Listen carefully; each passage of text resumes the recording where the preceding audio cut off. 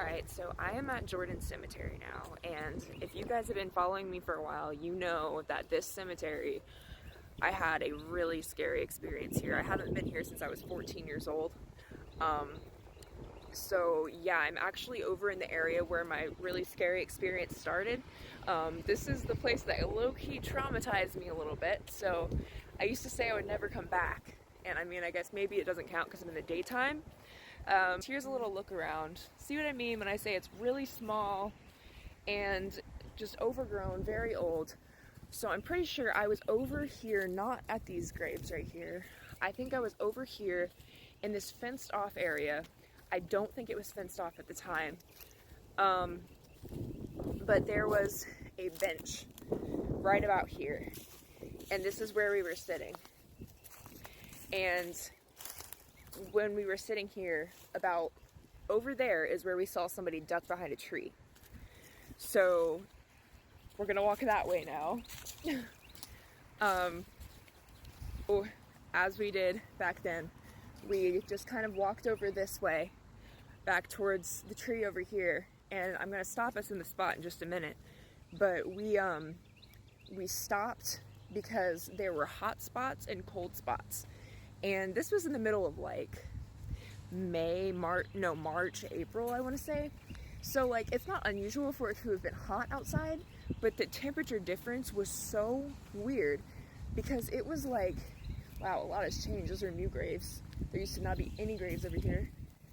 Or maybe it was up here. Shit, it's been forever since I've been. So anyway, what happened was sorry,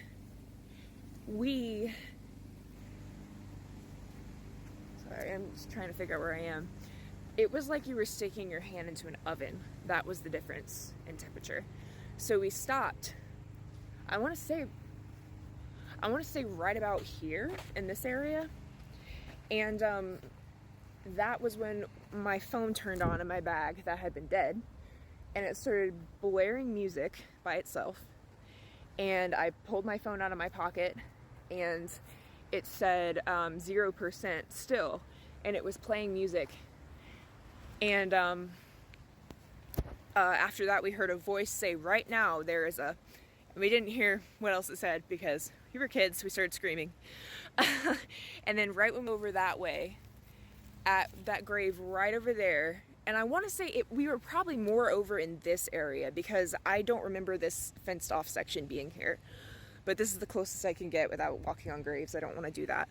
But we looked back at that area and we saw a shadow figure. And y'all have probably read about it in my book and everything. But you know, it was like getting closer and kind of moving back. And we got filled with a sense of like dread. And we started running on this path around this way because the car was parked over there.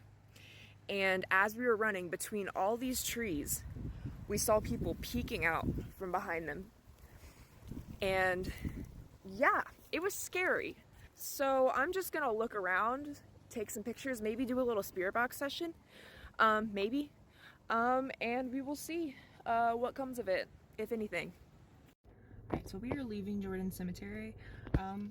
We just walked around a little bit. I didn't do a spirit box session because they're actually new graves here and I feel weird about that. I don't know why, but I just do. So we just mostly looked around and looked at all the graves, and it had a much more peaceful vibe this time than it did last time.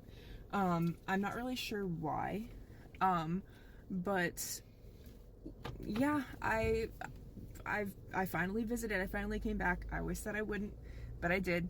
And it's, if you hear whispering in the background, it's because my husband is being mean. He doesn't believe in ghosts. But anyway, so yeah, we're heading out now. We're heading to the old hospital now next. So that is why I did not spend very long here, just so you guys know.